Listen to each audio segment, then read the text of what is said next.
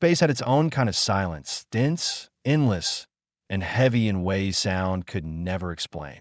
Not empty, exactly. More like waiting. As if, given enough time, the universe might whisper back. Danny Carson had been alone in that silence too long. He sat slouched in the operator's chair of a dimly lit control room on Outpost K, 9X, halfway between nowhere and a dead star.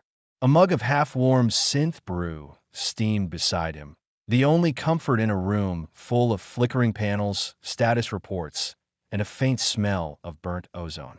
His shift had technically ended 3 hours ago, but he hadn't moved. There wasn't really anywhere to go. And if he slept, the dreams would find him again. Another thrilling night, he muttered, thumbing through sensor logs. No pirates, no flares, no reason I couldn't have been a bartender back on Earth.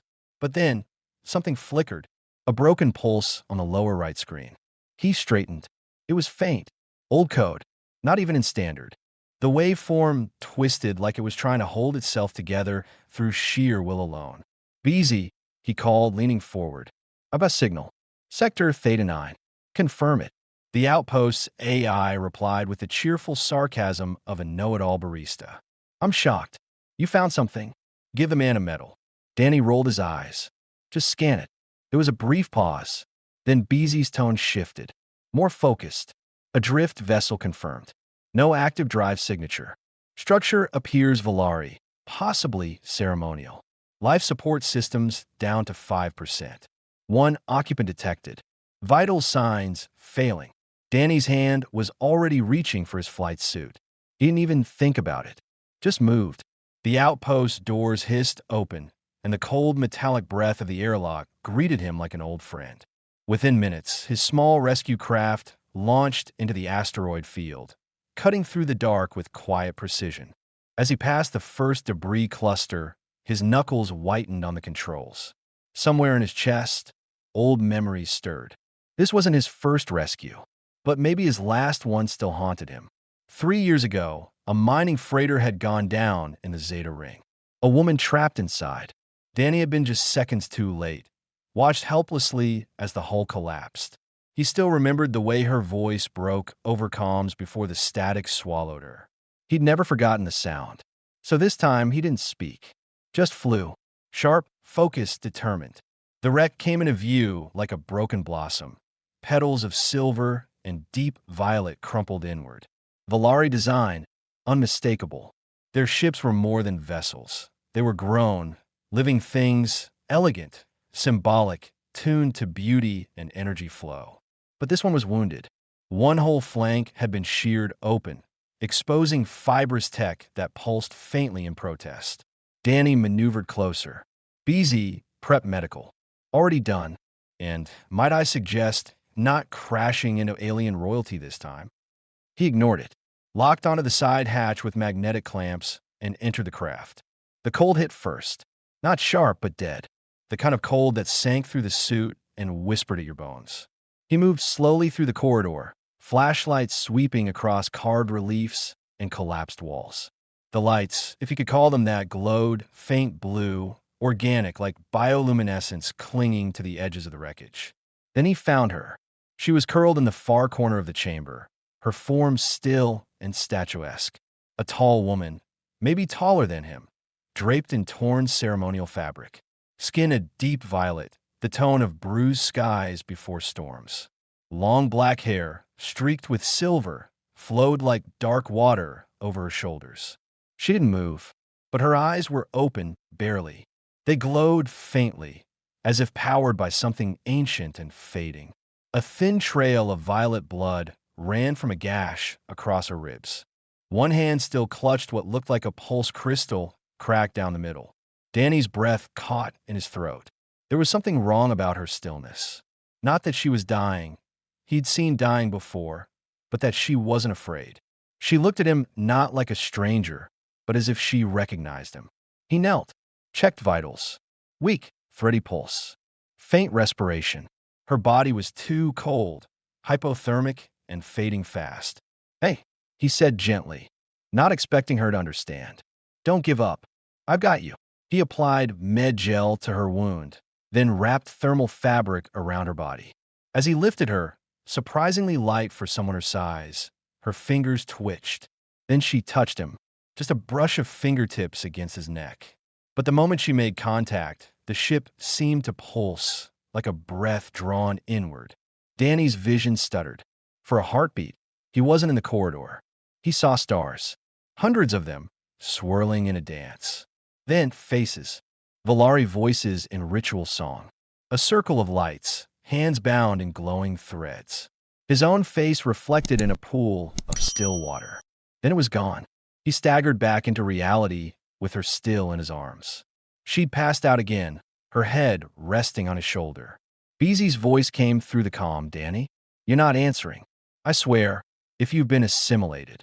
Still alive? He muttered, breathless. Just bring up the med pod. Back on the shuttle. He laid her inside and activated full medical sequence. The pod sealed around her with a soft hiss, wrapping her in nutrient foam and stabilization fields. Her breathing eased. Pulse normalized. The AI began running full diagnostics. Danny just sat there, watching her through the glass. And then, she opened her eyes. Only for a moment. She looked right at him and spoke in a voice like wind through crystal. Her language was unknown, melodic, strange. Then she reached up, pressed her palm gently to the pod wall. Her eyes glowed brighter for a breath, and she whispered a single word. He didn't understand it, but the way she said it made something shift inside him, like the last stone clicking into place. Then the pod sedated her, and she drifted into sleep. Vitals stabilized, Beezy announced. Congratulations, hero. You've officially adopted a space mystery. Danny leaned against the bulkhead, staring at the now peaceful form inside the pod. Something about her stuck in his head. Not just the look in her eyes or the strange vision, but the weight of her touch. As if she had chosen him. He shook his head, trying to push it away. Back at the outpost, he carried her into the infirmary and left the AI monitoring. He should have collapsed into bed and slept for days. Instead, he tossed and turned, haunted by glowing eyes and alien whispers. Eventually, exhaustion won. He woke the next morning to the soft sound of movement. Groggy, he blinked up, only to find her standing in the center of his room, wrapped in one of his blankets like a robe. Origia. That was the name the medlog translated from her neural ID tag. Origia of the Shivari. Her hair spilled down her back in loose waves, and her violet skin shimmered faintly in the warm light. Her posture was regal, but her eyes were calm, watchful. Danny scrambled upright. Okay, hi. You're awake. You shouldn't be. What are you? You have bound yourself to me, she said softly, in perfect English. Her accent was musical, slightly strange, but every word hit like thunder. Danny froze. I did what now? She stepped closer, still holding the blanket closed at her chest. You touched me in the moment of near death. You carried me from the void. You saw the binding light. Her voice lowered reverently. That means the soul thread chose. He opened his mouth, closed it. Then the door chimed. It slid open to a rush of music and color. A group of tall, violet-skinned figures entered, dressed in ornate robes that shimmered like nebulae. They sang in strange harmonies, carrying orbs of light and flower-like devices that floated in the air. One of them waved cheerfully. The bonding celebration may begin. Danny just stared. Origia turned to him, eyes serene, and smiled faintly. You are mine now, Soulbinder. Beezy's avatar flickered into the corner, sipping a digital espresso with smug delight. I give it 3 days before you're wearing a ceremonial tiara. Danny groaned and covered his face with both hands. I knew I should have ignored that damn signal. But somewhere under the panic, confusion, and rising dread, something else stirred. A quiet, strange warmth in his chest. And he wasn't entirely sure he hated it. Danny didn't sleep. After the med pod confirmed her vitals were stabilizing, he just sat there, half in the dark, boots planted on the cold floor, watching the silent rise and fall of her chest through the glass dome. His room felt smaller than usual, the silence louder. Outside the small viewport, the stars moved slowly, dragging eternity along with them. She looked peaceful now. Not healed, not safe, but no longer dying. That counted for something. Beezy's voice crackled through the console speaker. You know the MedPod can monitor without an audience, right? Danny didn't glance up. She almost died. She didn't. Because of you. Yeah, and now I've got a glowing woman wrapped in a heat blanket claiming I bow my soul to hers. A pause. Then Beezy added, You've had weirder mornings. Danny sighed. I need answers. He stood and keyed into the MedPod's auxiliary interface. A pale blue hologram hovered to life, scrolling diagnostic data, vitals, internal scans, then paused with a quiet tone. Bijo's scan complete. Species identified. Valari subclan. Shivari. Danny blinked. Valari. Confirmed, Beezy chimed. And not just any Valari. She carries a biogenic landmark. Left collarbone. That's old blood, noble caste. Probably high spiritual rank, based on neural layering. Danny leaned closer, eyes narrowing. Is that why she said I was her soul binder? Valari culture flags life rescue events during a death state as sacred. If you touch a Valari during the threshold moment, between cessation and return, you trigger the Vaishya, a metaphysical thread reaction. You're telling me their religion thinks I married her. Roughly translated, yes. Spiritually, you've crossed the threshold with her. By their standards, that's as close to divine as two mortals get. Danny raked a hand through his hair. What the hell am I supposed to do now? You could leave her here, file a report, let interstellar affairs handle the fallout. Silence. Then Danny exhaled. No. Of course not, Beezy said. Because you're you. He glanced back at the MedPod. Her face was turned slightly toward him, her features still as carved glass. There was something about the way she lay there, vulnerable, dignified, and entirely alien, that twisted something inside his chest. She needs her people, he said. Not just a tech and an AI with bad bedside manner. Beezy didn't argue. Danny set course for Valerum 3. They jumped to light speed 6 hours later. Origia hadn't regained consciousness, though she stirred occasionally, murmuring words in a language the translator implant couldn't decipher. Ancient, maybe.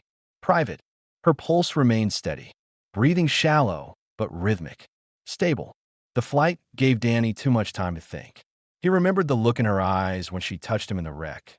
Like she knew him, as though something ancient and irreversible had just passed between them. He didn't believe in soul bonding. Hell, he barely believed in romantic bonding. But he had felt something that didn't belong in a textbook. Maybe it was just adrenaline. Maybe not. Valerum 3 came into view like a dream dipped in gold. Their star, smaller than Sol, bathed the planet in soft lavender light. The atmosphere glimmered faintly, hints of pale amber and faint silver rippling across cloud banks. Vast jungles pulsed with bioluminescence, even from orbit. Cities shaped like crescent moons clung to ridgelines and hovered gently in the air, tethered to nothing but energy. Danny stared through the viewport, jaw slack. That's not architecture. That's art. Origia's ancestral world, Beezy confirmed. Valerum 3. Culturally isolationist. Techno-mystical. Visitors rarely welcomed without ritual invitation. I'm guessing me showing up with their presumed dead princess isn't exactly protocol. Diplomatic risk, 93%. Likelihood of spiritual misunderstanding, absolute. He sighed. Perfect. Landing clearance took 15 long minutes. Danny submitted her biological ID tag, and silence answered him. Then, finally, a coded reply in Old Standard. Landing granted. Status. Ritual intervention. That's not ominous at all, he muttered. The docking platform rose from the jungle canopy like a blooming crystal. No engines. No machinery. Just living stone grown into purpose. His ship landed with a hiss of pressure and the hiss of release valves. Danny stood. Checked the medpod. Still breathing. Still sleeping. He opened the bay door. Warm air spilled in, heavy with humidity and something spicy, cinnamon, resin, and blooming things. The scent filled his lungs like a memory he didn't have. He activated the hover pad, gently transferring Origia's medpod into its cradle. The platform responded to his weight, lighting beneath his boots. As he stepped off the ship, something shifted. All sound stopped. No animals, no breeze, just silence. Then a bell rang. It wasn't electronic. It came from the air itself. A resonance. Low, aching, beautiful, like something waking up. Figures appeared through the mists, tall, elegant beings in layered robes, their skin shades of violet and dusk, their eyes glowing faintly. No weapons, no alarms, just silence and disbelief. One voice whispered through the crowd. Origia. Danny turned the cradle to face them. She's alive, he said. They didn't move at first. Then one stepped forward. A young male, maybe late teens by human standards. His markings shimmered silver under the light. You brought her back, he said, stunned. Ow! I found her drifting near an asteroid belt. She was dying. I pulled her out, treated her. I didn't know who she was. But you touched her during threshold? The boy asked. When she crossed the line between breath and nothing? Danny hesitated. I guess so. The boy knelt. The crowd followed. The bond has chosen. A sound echoed above, a hum, rising like breath. The light shifted. Danny looked down and saw Origia's fingers twitch. Her eyes fluttered, then opened. She looked at him first, and smiled. Danny dropped to one knee beside her. Hey, we made it. I knew you would bring me home, she whispered. Then her hand rose and touched his face again. He gasped. For a moment, he wasn't there. He was floating in light, stars spinning around him, Volari voices singing, two souls entwined in glowing threads. Then it was gone.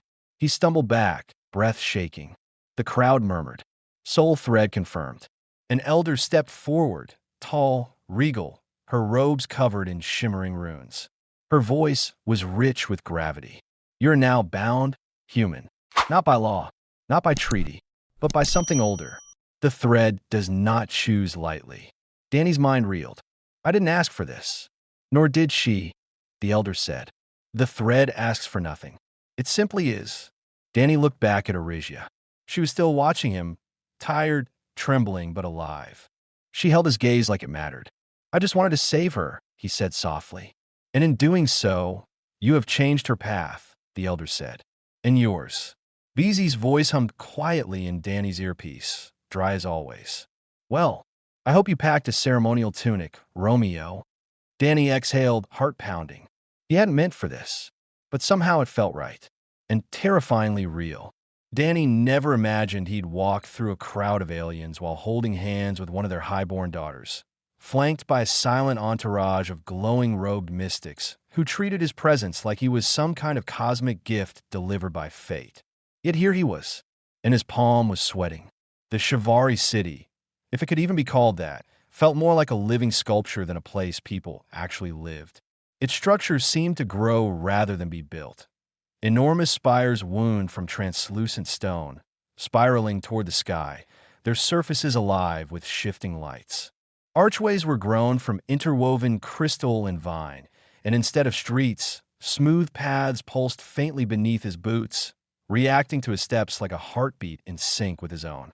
Above them, bioluminescent creatures drifted slowly between floating towers. Their wings caught the light and scattered it in dazzling shards across the ground. Somewhere in the distance, soft harmonics rang out. Notes played not on instruments, but in the air itself, shaped by energy and intention. And still, no one spoke directly to him. Danny wasn't sure if it was reverence, suspicion, or some silent cultural rule. Whatever the reason, the Volari didn't meet his eyes. They simply bowed their heads slightly as he passed, murmuring in their soft, musical language. Beside him, Origia walked barefoot, her steps fluid and steady despite her recent condition. Her skin shimmered with renewed color, a richer tone of violet that caught the light like silk ink. Her long black hair had been braided with fresh silver cords, symbols, maybe, of her clan, and though her face remained calm, Danny could feel the tension in the air around her. She was no longer a patient in a med pod. She was someone important, and they had returned. The path brought them to a vast circular plaza, lined by towering columns that spiraled into open sky. At the center stood a structure unlike any Danny had seen. A temple, maybe, but it pulsed with energy instead of solemn silence. Ribbons of light drifted lazily from its roof like strands of thought set loose. Aaron, the young Valari who had first spoken to him, turned and addressed them both. "This is the threshold of recognition," he said reverently. "It is tradition that those soul-bound must enter together and confirm the convergence. Only then can the clan recognize the bond." Danny rubbed the back of his neck. "And if the bond doesn't confirm?" Aaron blinked. "Then the thread will unravel. She will return to silence. You will forget." Danny looked at Arigia. "That's grim." "It is rare," she said softly, "but possible." Danny didn't know how to answer that. Part of him wanted to turn around, crawl back into his shuttle, and pretend none of this had happened. But then Arigia looked at him, not with expectation, but something gentler. Trust. Not forced. Not ceremonial. Just trust. He took a breath. "All right, let's see what happens." They stepped inside together. The temple, or whatever it was, didn't have doors. The entrance simply opened as they approached, the air parting like a curtain of memory. Inside, the space opened into an immense hall of glass and light. Threads of energy floated through the air, some thick and golden, others so faint they could barely be seen, whispering across the space like threads in the wind. There were no priests, no judges, only the quiet hum of something ancient watching them. Arigia led him to the center. "Stand with me," she said. Danny stepped up beside her. The platform beneath them pulsed in response. A low tone rose from the floor, vibrating through his boots into his bones. Arigia turned to face him. "This space reads intention, not words. There's no need to speak, only to feel." "That's comforting," he said, then paused. "So what if I'm feeling a weird mix of curiosity, nausea, and impending doom?" She smiled just slightly. "Then let the thread decide what it means." The threads in the air began to move faster. Danny could feel it, something tightening like a current pulling inward toward a center he couldn't see. His chest felt heavy, not painfully, but like something inside him was rising to the surface, something that wasn't entirely his own. Arigia reached out. He hesitated, but only for a second. Then he took her hand. The moment their palms met, the air snapped with silent power. The floating threads exploded into motion, spiraling around them in radiant arcs. Light poured from the floor beneath them, rising in slow, deliberate rings. Danny's vision shimmered, not blinding, but revealing, like seeing the reflection of something you hadn't realized was missing until it appeared. In the air above them, a projection formed, two figures, one human, one Valari, slowly converging. As they did, the glow surrounding them brightened, threads weaving between their forms in intricate patterns. Symbols began to appear in the air, Valari runes Danny couldn't read, but felt somehow drawn to. A whisper filled the room, not a sound, but an emotion, recognition, acceptance. Then the vision faded, the light softened, and the thread stilled. Silence returned, but felt different now. Not empty, whole. Arigia stepped closer, her voice calm and certain. "It has confirmed." Danny let out a long breath he hadn't realized he was holding. "Well," he said, glancing around this still glowing space, "guess it's official. You are no longer alone in the thread," she said. "Nor am I." He looked at her, and for once, didn't have anything sarcastic to say. They stepped back out into the sunlight together. This time, the crowd didn't bow. They knelt, not in submission, but in acknowledgement. Aaron stood at the head of the gathering, beaming with uncontained joy. "The thread is confirmed," he called. The Shivari rejoice. Valari voices rose in harmony. Not a song, exactly, more like a shared vibration, a sound that resonated through the bones rather than the ears. A celebration not for the crowd, but for the bond itself. Danny turned to Arigia, who stood beside him like a queen without a crown. "Do you want this?" he asked her, voice low. "I don't know," she admitted, "but I feel it, and that is more than I expected." He nodded. Maybe that was enough. Maybe it had to be. As the celebration spread around them, Danny caught Beezy's voice quietly buzzing in his earpiece. "Well, Danny, you've officially been adopted by an alien dynasty and linked to a soul thread older than your entire species. You want me to log that as slightly unexpected or completely insane? Danny smirked, glancing up at the stars above Valerum 3. Let's go with both. Danny had been in tight quarters before. Ships the size of shoeboxes. Maintenance ducts barely wide enough to crawl through. One time, he'd spent 3 days stuck in an asteroid mapping pod with nothing but a broken toilet and a snoring comms tech named Max. But nothing, absolutely nothing, prepared him for this. The bonding pod sealed with a soundless hiss behind them, locking them into a space no bigger than a cargo shuttle cockpit. The walls glowed with gentle light, warm and organic, pulsing in time with some invisible rhythm Danny couldn't quite hear but could feel somewhere in the pit of his stomach. He stood awkwardly near the entrance, backpack still slung over one shoulder. His boots made soft thunks against the cushioned floor as he shifted, unsure of what came next. There was no welcome message, no instruction manual, just silence and her. Origia moved across the space like she'd been born in it. Effortless, barefoot, her long braids swayed slightly behind her as she surveyed the room. There was only one low sleeping platform against the far wall, a basin of steaming water recessed into the floor, and a shelf holding 2 carved vessels, likely drinking cups. That was it. No screens, no tech, no way out. She finally turned to face him.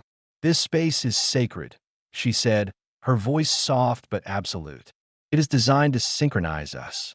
Mind, breath, instinct." Danny cleared his throat. "Right. A week of sacred synchronizing. Sound great." She blinked. "Are you uncomfortable?" "No," he said, just a little overwhelmed. "But, nothing says bonding like forced cohabitation in a glowing closet." She tilted her head. "If you're not ready, we could delay." He hesitated. "What happens if we do?" She glanced toward the ceiling. "The bond fades. It will not sever, but it will wither. Unfulfilled bonds don't break, Danny. They rot." That shut him up. He dropped his bag near the platform and rubbed the back of his neck. "Okay, let's synchronize, I guess." She approached one of the vessels and poured from a small pitcher of violet liquid, fragrant and faintly steaming. She handed one to him, fingers brushing his as he took it. "Savrel," she said, "to calm the inner tide." He sniffed it cautiously. "Is this going to make me hallucinate my childhood trauma, or just give me space heartburn?" She didn't smile. Both, if taken too quickly. He stared at the cup, then took a tiny sip. Warmth spread down his throat, curling like smoke into his chest. It wasn't painful, but it wasn't soothing either. More like awakening. He blinked rapidly as colors seemed a bit brighter, the room a little sharper. His heart beat slower but louder, each thump echoing like a drum behind his ribs. He sat down abruptly. "Wow," he murmured. "That's not tea." "It's meant to lower defenses," she said, sitting across from him.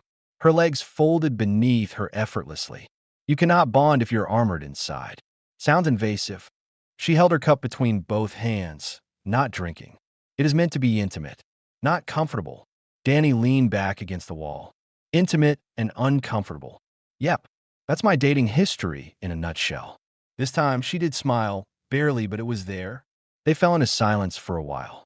It wasn't hostile, just unfamiliar. 2 people occupying the same space, but not yet sure what version of themselves to show. Eventually, Origia stood and crossed to the recessed basin. She knelt beside it, dipping her fingers into the water. "I will cleanse," she said. "It is part of the rhythm." Danny blinked. "Should I turn around?" She looked over her shoulder. "You may remain. Nudity is not shameful among my people." His brain short-circuited for a beat. "Oh, right. Of course. Totally normal." He turned anyway. "Fast." She laughed. Quietly, genuinely, and he heard the sound of water as she moved through the ritual. He closed his eyes and focused on his breathing, counting each inhale as a way to ground himself. He didn't look, but he did listen, not to the sound of her bathing, but to the space between them shifting. The way her presence was no longer strange, but becoming real. When she was done, she returned to the platform and sat beside him, now wrapped in a silken robe that shimmered like the inside of a seashell. Her hair was damp, curling slightly at the ends. Your turn, she said, handing him a fresh cloth. Right, he said, standing too quickly and knocking over his cup. Smooth. He made his way to the basin and did what he could to preserve dignity, though there was absolutely no way to gracefully undress and sponge off in a glowing bowl while trying not to make any noise. When he returned, his shirt clung damply to his back, and he felt about as composed as a dropped sandwich. Origia had already laid out the sleeping cushions, too, thankfully, side by side with a respectful sliver of space between. They lay down in silence. For a while, there was only the soft pulse of the ceiling light, sinking slowly to the rhythm of their breathing. Then she spoke. Why do you live alone? The question wasn't accusatory, just curious, but struck him. He stared at the ceiling. Because I'm good at it, he said eventually. Machines are easier than people, less unpredictable. If something breaks, you fix it. If it doesn't work, it's not personal. And yet you saved me. You weren't a machine. No, she agreed. I was a dying stranger. He turned his head slightly to look at her. Yeah, he said, and I couldn't let you go. Silence again. But now something had changed. She reached across the narrow space and let her fingers graze his. Not holding, not taking, just contact. He didn't move. Not away, not closer, just stayed. In the morning, they would begin the first rhythm of true alignment. Shared meals, shared sleep, shared memories. But for now, it was enough. Not ceremony, not prophecy, just two people, breathing in time. The chamber felt different that morning. Not because of anything visual. Nothing had physically changed, but the energy in the space was no longer merely ceremonial. It was warmer, quieter, personal. Danny woke to the soft scent of steam and spice drifting in from the basin. Origia sat across the room, kneeling in silent preparation of the morning cycle. Her robe, a deep plum today, shimmered as she moved. Her hands worked with grace, measured, slow, reverent. She glanced at him once over her shoulder, just once, and smiled, not with formality, not the kind of smile she gave to the crowd or the ones weighted by tradition. This one was just for him. He sat up, rubbing a hand over his face, still not entirely used to waking in a bed that pulsed faintly beneath him like a living creature. Still not used to sharing air with someone who moved like poetry and looked like a dream that had wandered too far from the stars. Morning, he said, voice thick from sleep. She tilted her head. You slept well. I didn't think I would, he admitted. And yet you did. He nodded slowly. Yeah. She handed him a cup of something warm. Pale gold in color, thicker than tea, fragrant with mint, and something faintly floral. He took it without hesitation this time. I've forgotten what it felt like to wake up with someone nearby, he murmured. Origia watched him quietly. And how does it feel? He looked down into the cup. Like I'm not alone anymore. Her breath caught softly in her throat. She didn't answer right away. Then she said, that's what it's supposed to feel like. They shared the drink in silence. Words didn't matter much this morning. Not yet. When the ritual cleansing was complete and the air had cooled to its familiar calm, Origia approached him, barefoot, quiet, her braid undone for the first time. It spilled across her back like a ribbon of midnight, catching the low chamber light as she moved. I want to show you something, she said. He stood, curious. Now, she took his hand and led him to the center of the pod. With a whisper of her palm across the floor glyph, the space shifted. What had once been a simple resting chamber bloomed outward into something else. Walls retracting, light bending, revealing an open dome above them. Through it, the twin moons of Valerium hung low in the sky, their light casting the room in glowing shades of lavender and silver. Danny stared upward. That's wow. This is the sacred veil, she said. It opens only on the fifth cycle. The midpoint, the moment the thread is at its most vulnerable and most open. The sky shimmered above them, and Danny felt the strange sensation of pressure without weight, like standing at the edge of a decision. Origia stepped closer. This is the time when some choose to sever the bond. He looked at her. Is that what you want? No. She shook her head. But I will not keep you here if you doubt it. The bond cannot survive where choice is absent. Danny didn't answer right away. He stepped in close enough to feel her breath, close enough to see the reflection of the stars in her eyes. I made my choice the moment I carried you out of that wreck, he said. This bond isn't a cage. It's a door, and I'm walking through it. Orisia reached up and touched his cheek, her fingers cool, delicate but sure. The sky above them rippled. And then, very gently, she kissed him. Not because a ritual said she must, not because a prophecy demanded it, but because she wanted to. Her lips were soft and searching, not claiming but inviting. Danny kissed her back, one hand rising to the small of her back, the other cupping her jaw. She leaned into him slowly, fully, until there was no space left between them, only heat and heartbeat and breath. When they parted, her forehead rested against his, her voice low. There is one more ritual, she whispered. It is not required, but it is complete. He nodded, his hands trembling faintly against her waist. I want it, even if it's unfamiliar, she asked. It's only unfamiliar until it's not, he said. Her expression softened, and she guided him back to the sleeping platform. They didn't rush. They undressed slowly, not out of hesitation, but care. Like each gesture was a question offered in silence, and every article of clothing removed was answered with trust. Danny's hands moved gently across Orisia's back, following the curve of her spine as if he were reading a story etched into her skin. Her body trembled, not in fear, but in anticipation, in the overwhelming gravity of a moment that had never belonged to her before. Orisia had never done this, not with anyone. Among the Shivari, physical intimacy was not casual. It wasn't shunned either. It was simply sacred, reserved for a moment when the soul recognized its mirror and reached toward it. What stirred inside her now wasn't shame. It was wonder. Nervous, yes. Uncertain, but not afraid. She sat astride him, legs folded over his hips, her breath warm against his throat. The lights of the bonding chamber shifted with her pulse, casting violet and gold halos across their skin. Her hands found his chest, and she paused there, fingers splayed over his heartbeat. It's fast, she whispered. So is mine, he replied, voice low, eyes never leaving hers. She nodded once, swallowing hard, her throat working against the emotion caught there. I've never done this before. Danny didn't move. Then we go slow. You guide it. You lead. And we stop the second you want to. Orisia looked at him like she could see into the bones of him, like the thread itself flickered brighter between them. Her lips parted as if to speak, but no words came. Instead, she leaned forward and kissed him, longer this time, deeper, her hands rising to his hair, her body settling over his like the tide rolling in. Their movements began uncertain, exploratory. She shifted her hips, gasped softly at the first contact, then stilled. He held her waist. Too much. No, she said, but her voice was tight. Just different. They stayed there a moment, connected but unmoving. She rested her forehead against his, her breath shaky. Then, slowly, she moved again. There was a moment, a sharpness. Her breath caught, her hands clenched around his shoulders. He looked up at her instantly, all concern. Orisia. Her eyes fluttered shut.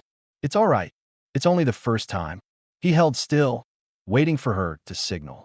His thumb gently stroked her side, a steady, grounding motion. Then she shifted once more, and the discomfort melted into something warmer, deeper. Her breath grew heavier, her brow furrowed not with pain, but with rising need. A low sound escaped her, surprise, not just at the sensation, but at the power of it. It feels, she struggled to find words, like light. Inside, Danny smiled gently, guiding her as she began to move.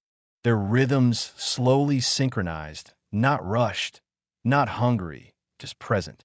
Every movement was deliberate, each breath shared. He had never seen anything like her. The way her skin shimmered as she moved above him, catching the soft pulses of the chamber's glow. Her hair flowed like a silken river across her back, her shoulders rising and falling with slow, trembling exhalations. And the way she looked at him, like he was more than a man, like he was her chosen, her mirror, her home. Orisia's hands moved to his chest, then his arms, as if memorizing him. Her hips rolled instinctively now, the sharp edge of pain fully softened into deep, enveloping sensation. She began to gasp softly, small sounds of discovery and pleasure catching in her throat. Danny rose to meet her pace, his hands steady at her waist, then her back. He kissed her neck, her collarbone, each contact reverent. She clutched at him now, not to hold on, but to draw him closer. Closer still. And then she whispered something in her language, Valari, untranslatable, but it resonated through the chamber. A word of completion, of anchoring. Her body trembled, shuddered, breathless as sensation crested within her. Not just physical, but emotional, something threaded through her like starlight spun into silk. She let out a soft cry, not loud, not sharp, but raw, pure. He held her through it, murmuring her name like a prayer. When the stillness came, it came gently. She collapsed against him, face buried in the crook of his neck, body slick with warmth, breath slowing in time with his. For a long time, it didn't move. The bonding chamber dimmed into a lullaby glow, sensing the fulfillment of the cycle. Above them, the veil shimmered closed, and the open sky faded back into protective curvature. Arigia raised her head slightly, lips brushing his cheek. "In my people's tradition," she whispered, voice raw with wonder, "this moment means I have no secrets from you anymore." Danny cradled her face in his palm. "Then let me say mine." She watched him quiet. "I didn't come here looking for you. I didn't come here looking for anything. But I would have crossed the stars twice if I'd known you were waiting." Her eyes filled, and she lowered her head again, curling beside him, wrapping herself around him as naturally as breath. He held her in turn, letting silence stretch, content, sated, joined. The chamber pulsed one last time, gently around them. The bond was no longer just a ritual. It was alive, and so were they. The chamber still smelled of warmth and skin and ritual. The light overhead had shifted into a mellow gradient, neither morning nor evening, just a muted hum of gold. Danny lay awake on the bedding platform, arms behind his head, one knee drawn up, watching the ceiling pulse faintly with breath-like rhythms. It was supposed to be a sacred cycle of stillness. But peace, he was learning, was never permanent. Beside him, Origia sat in silence, brushing the fine strands of her hair into a single loose braid. Her movements were slow, contemplative, not ceremonial, not poised, just human. And that made something in Danny's chest pull tight. He had seen her cry. He had felt her body against his, not as a gift, but as a declaration. They had crossed a threshold no ritual could fully explain. And yet, something lingered in her posture, something unfinished. Danny pushed himself upright, the bedding rustling under him. "You haven't said much today." She didn't turn to him right away. "There's much I'm trying not to remember." He slid closer, careful not to crowd her. "Talk to me." Origia's fingers stilled on her braid. She let the strand fall and finally looked at him. "You deserve to know how I ended up in that wreck," she said. Danny met her gaze, his own expression steady. "I've been wondering." She nodded slowly. "Then I'll tell you." She stood and walked to the basin, dipping her hands into the cool water there, not to cleanse but to anchor herself. Her reflection wavered, fragmented by ripples. Then she spoke.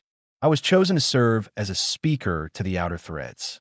That title, it sounds noble, progressive, but it was a way of pushing me outward, silently exiling me." Danny leaned forward. "Why?" "Because I questioned the purity code," she said. "I asked why the thread was only honored among the high bloodlines. I asked why so many bonds were denied simply because they crossed caste or species." Her voice didn't rise, but there was a steel edge beneath it. "I didn't want to burn down Valari tradition," she said. "I just wanted it to grow. But they don't see descent as a gift. They see it as infection." Danny exhaled slowly. "So they sent you out, hoping you'd vanish." She nodded.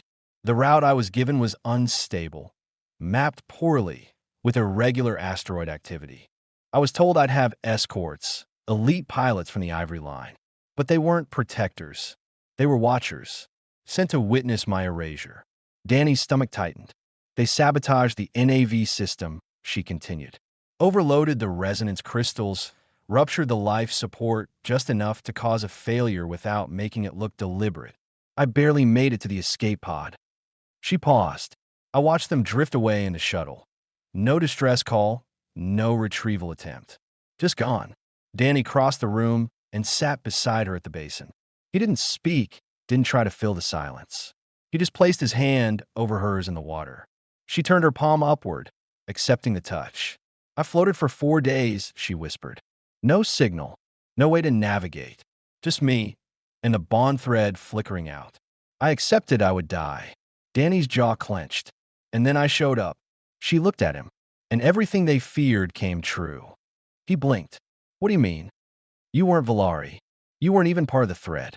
But when you touched me, when you pulled me from that pod, the thread lit up again. I felt it, like a flame reigniting. She squeezed his hand. You were never supposed to find me. But the thread didn't care. It chose anyway. Danny swallowed, voice rough. So I wasn't just rescuing you. I was ruining a plan. You were rewriting it. They sat together in that silence, their hands submerged in cooling water, the chamber pulsing gently around them like the rhythm of shared breath. Then, after a long pause, Danny asked, "Why didn't you tell me before?" She didn't look away. Because I needed to know if you'd stay for me. Not for politics. Not for pity. For me. Danny let the moment sit, then said, "I'm not going anywhere, Arigia." She nodded once, as if a quiet part of her had needed to hear it aloud. Then the walls chimed. A single note. Not hostile. Not ceremonial. Just alert. From the center of the ceiling, golden script flowed like water. Valari glyphs. Sharp, ancient, urgent. Danny stood. "BZ, what's happening?" The AI buzzed in his ear. Incoming transmission from the outer tiers. Valari diplomatic frequency. Low priority ping. Translate. Text only. Message reads, "The severed thread has submitted a challenge. Bond status has been disputed. Trial of resonance to be invoked at Evershade." Danny turned to Arigia. She was already pulling her robe on. "They're trying to erase you again," he said. "No," she said. "They're trying to erase us." "What's the trial?" She turned, eyes full of old memory and new resolve. "It's the oldest form of judgment," she said. "They will test the strength of our bond, not with words, but with resonance. Thought, instinct. If we fail, they'll break it. They'll call it false. And once judged false, no Valari will ever recognize it again. It would be as if it never happened." Danny straightened his spine. "They think we can't pass. They think a human could never resonate with a Shavari," she said. "They still believe you're lesser." Danny's eyes narrowed. "Then let's show them just how wrong they are." Arigia stepped toward him, her expression unreadable at first, then softening. "Danny, this will expose everything. Your thoughts, your fears, even your doubts." "Good," he said. "Then they'll see the truth." She touched his chest, just over his heart. "And what truth is that?" He didn't hesitate. "That I didn't save you to be a hero. I saved you because I couldn't let something beautiful die in the dark." Her breath caught. Then, for the second time in the span of their bond, she kissed him. Not gently, but with the quiet ferocity of someone who knew that love wasn't a myth, or a ritual, or even a destiny. It was a choice, and they had made it. Together. As the chamber's walls began to shift again, preparing for the trial of resonance, Danny and Arigia stood side by side. Two souls, two worlds, bound not by prophecy, but by something far more powerful. Trust. The sky above the Hall of Threads shimmered in fractured color, casting long beams of violet and gold across the plaza. It was neither day nor night, but the sacred in-between time known to the Valari as the Evershade. It was when truths were revealed, not by light or shadow, but by what stood unhidden between them. Danny stood at the edge of the central dais, his pulse steady despite the weight of hundreds of eyes on him. Valari nobles, elders, songkeepers, all gathered in ceremonial tiers around the great amphitheater. The trial of resonance had not been invoked in nearly 3 generations. Yet here they were. At his side stood Arigia, clad in a robe unlike any he'd seen before. Black trimmed with shifting opal hues, a high collar fanned at her neck like wings mid-fold. She radiated calm, but Danny could feel the tension beneath her skin, the way her fingers subtly twitched at her side, the silence in her breathing. He reached out and laced his fingers through hers. She glanced up. "Thank you," she whispered. "For what?" "For choosing to be judged with me." Danny gave her a small smile. "I think I stopped being afraid of judgment the day you call me your soul binder." From across the dais, the emissaries of the severed thread arrived. 3 figures robed in bone white, their faces obscured by ceremonial masks. One carried a staff tipped with a rotating crystal. The middle one held an orb that pulsed with muted light. The lead speaker stepped forward, voice magnified by unseen frequencies. "The trial of resonance shall begin." Danny squeezed Origia's hand. "Let's do this." A soft tone chimed through the plaza. Suddenly, a beam of light enclosed them in a translucent sphere, isolating them from the world, yet broadcasting every movement, word, and breath to those watching outside. Origia turned toward him. Her posture shifted, straightened, formal. "First test," she whispered. "Mirror of memory. What do I do?" "They will show images. One real, one false. You must choose which is mine." The sphere shifted. Before them, 2 hovering projections appeared.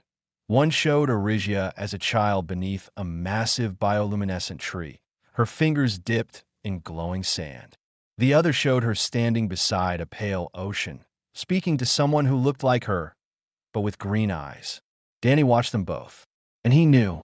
"That one," he said, pointing to the first. "That's real." "Why?" she asked as part of the trial. "Because you told me you hate the ocean. You said it makes you feel like you're drowning in silence." The second image vanished. "Correct." Origia nodded, lips parted in subtle awe. They moved into the next challenge. Heartbeats sync. They stood back to back. The orb hovered between them. Danny was told to close his eyes and breathe. Slowly, deliberately. He felt it then. Not sound, not thought, but sensation. The pulse of her heart through the floor. The rhythm of her lungs. He focused, falling into it like a tide. When the orb turned gold, the crowd reacted. Gasps, then whispers. They had matched. Next was verbal recall. "Origia," Danny said aloud. "What did I say the night I fixed the chamber light?" She smirked. "You said, I may be good with circuits, but I'm helpless with feelings." Chuckles rippled through the watching Valari. Correct again. They were winning.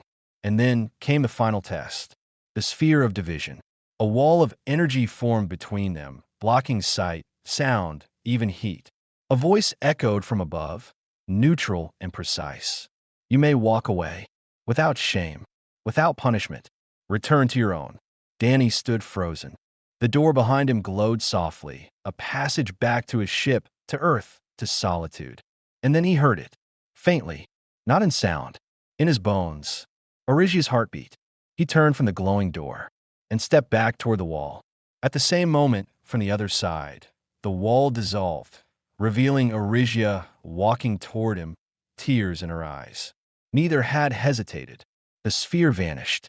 The orb split open and released a burst of blinding light into the sky. A chorus of tones erupted. The crowd stood, not in judgment, but in reverence. The bond was true, irrefutable, unbreakable. Origia turned to face the crowd, lifting their joined hands.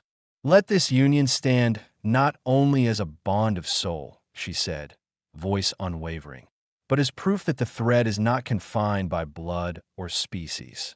The thread chooses." Gasps, murmurs, then applause, then chants. From the steps of the amphitheater, Aaron approached, his usual clumsy joy replaced by solemn pride. "You've done what none before you dared," he said to Origia. "You didn't just survive. You changed us." He turned to Danny. "And you, human, you walked into our silence and gave it voice." Danny rubbed the back of his neck. "I just showed up, really." "No," Aaron said. "You stayed. That's rarer than you think." The trial was over, the judgment given, and the world began to shift. Later, after the crowds dispersed and the skies returned to their normal hues, Danny and Origia returned to the chamber. It had changed too, expanded, open like a flower. He pulled her close as they stood under the twin moons again. You know, he said, I thought I was saving you back then. You did. No, he smiled. You saved me too. She brushed her thumb along his jaw. What now? Now. Danny looked out at the stars. We build something no one's ever seen. She rested her head against him. Together. Always. And as the night fell over Valerum, soft and endless, they stood in the center of something not ancient or sacred, but entirely new